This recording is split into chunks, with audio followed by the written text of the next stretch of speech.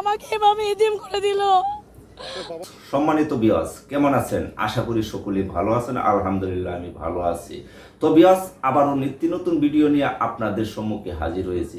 তো বিয়াস, অবশ্যই ধৈর্য সহকারে আমার ভিডিওগুলি শুনবেন আর এই চ্যানেলটা অবশ্যই আপনারা সাবস্ক্রাইব করে রাখবেন। আমার বাবাকে কেন, কি কারণে হত্যা করা হইল আপনারা অবশ্যই তদন্ত করে আমাদের সামনে ফাঁসির কাঠগড়ায় ধার করায়া আমার বাবার প্রতিশোধ নেবেন। এটা আমার মুখের কথা না, যে ব্যক্তির মেয়ে সেই ব্যক্তি বলতেছে। যে ব্যক্তি খুন হয়েছে তার একমাত্র কন্যা সোশ্যাল মিডিয়ায় পুরা তোলপাড়। তো দর্শক, আমি বেশি কথা বাড়াইতে চাই না, চলুন আমরা মূল ভিডিওতে চলে যাই। আমার বাবা, আপনারা সারা বাংলাদেশ ও সারা ওয়ার্ল্ডের সব জায়গায় আপনারা আলোড়ন সৃষ্টি করে দেন যেন আমার বাবার হত্যার আমি বিচার পাই। কারা করেছে, কেন করেছে, এর সুষ্ঠু তদন্ত চাই এবং আমি এর শেষ পর্যন্ত দেখতে চাই যে তারা কেন করেছে, কি জন্য করেছে। আমি বিচার চাই, আমি বিচার চাই, আমি দেখতে চাই তারা যেন আমার সামনে তাদেরকে ক্রসে দিয়ে ফাঁসি দিয়ে মারা হয়েছে আমি যেন দেখতে চাই। আজকে আমি এতিম হয়ে গেছি, আজকে আমার পড়াশোনা শেষ হয়নি, আজকে আমি মাঝপথে। আপনারা সবাই জানেন আপনাদের পরিবারে সবারই সন্তান আছে, যার বাপ থাকে না, তার কেউ থাকে না, তারা এতিম হয়ে যায়।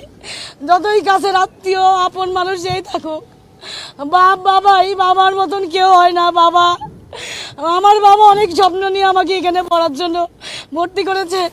আমি পরীক্ষাও দিয়েছি, আমার সামনে রেজাল্ট দেবে, সে আমার বলে গেছে আমি ইন্ডিয়া থেকে এসে তোমার পরীক্ষার রেজাল্ট আমি চেক করবো, তুমি কি করেছো। আমার কোনো কথা সে রাখতে পারি, সে চলে গেছে। আপনারা শুধু আমার অনুরোধ, আমার বাবার এইটার বিচার করবেন। একটা সময় 14 বছর আমার বাবা বিভিন্ন মিথ্যা মামলার হুমকিতে পলিয়ে থেকে যখন আমি অনেক ছোট, তখন আমার বাবার কাছে পাইনি। যখন আমার একটু বুঝ হয়েছে, আমি যখন একটু বুঝ, তখন আমার বাবাকে আমি কাছে পেয়েছি, এখন আমি হারিয়ে ফেললাম। আপনাদের কাছে আমার অনুরোধ, আপনারা আমার বড় ভাই, কেউ আমার বাবার মতন, আপনারা আমাকে সহযোগিতা করবেন। আমি আমার বাবার হত্যার বিচার চাই এবং আমি নিজে স্বচক্ষে আমি দেখতে চাই আমাকে কারা এতিম করলো, কেন করলো এভাবে।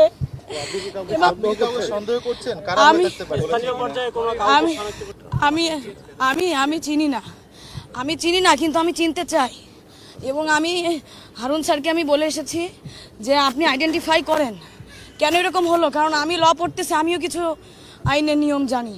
আপনি ইনভেস্টিগেশন করুন, আপনি দেখুন তারা কারা, আমাকে চিনান, দরকার আমি চিনতে চাই, আমি প্রকাশ্যে তাদের মৃত্যু দেখতে চাই।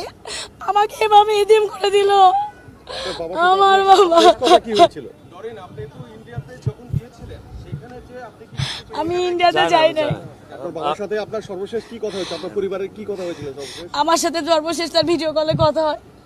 সে বলেছে আম্মু আমি না ইন্ডিয়ায় যাচ্ছি, আমি 2 দিনের মধ্যে চলে আসবো, তোমার দাঁতের ডক্টরের কাছে দেখানোর কথা, তোমার 2 দাঁতের সমস্যা, আমি এসে আমি নিয়ে যাব, তুমি যেও না। তোমার ডক্টর ফোন করলে তুমি বলবা আব্বু ইন্ডিয়ায় গেছে, আব্বু এসে তোমাকে নিয়ে যাবে, তুমি থাকো, আমি আসছি, এই কথা বলে গেছে আমার সাথে। তারপরে আমার সাথে আপনি কাউকে সন্দেহ করছেন? আমি কাউকে সন্দেহ করছি না, কিন্তু কারা এগুলো আমি দেখতে চাই, তারপরে আমি আমার সন্দেহের কথা প্রকাশ করব। আপনার কি সন্দেহ? না, আমি এরকম কোনো কিছু পাচ্ছি না, এরকম কোনো কিছু আমি এখনো পাইনি। কিন্তু যাদের আসামি ধরা হচ্ছে বা ধরা হয়েছে, যাদেরকে এখনো ধরার পরিকল্পনা চলছে, তাদেরকে আমি ধরতে বলেছি এবং আমি সহযোগিতা চাচ্ছি, তাদের ধরুক, তাহলে অবশ্যই কোনো না কোনো কিছু বেরিয়ে আসবে। আমি কোনো কিছুই জানি না, আমি জানলে আমি তো তাহলে জেনেই যেতাম। আমার বাবা, আমি কি চাইবো? আপনারা বলেন, আপনার কাছে অনুরোধ, আমার বাবার আপনারা সহযোগিতা করেন, আপনারা আলোড়ন সৃষ্টি করেন। আমি মাননীয় প্রধানমন্ত্রীর মেয়ের মতন, সে আমার মায়ের মতন, আমি তার দৃষ্টি আকর্ষণ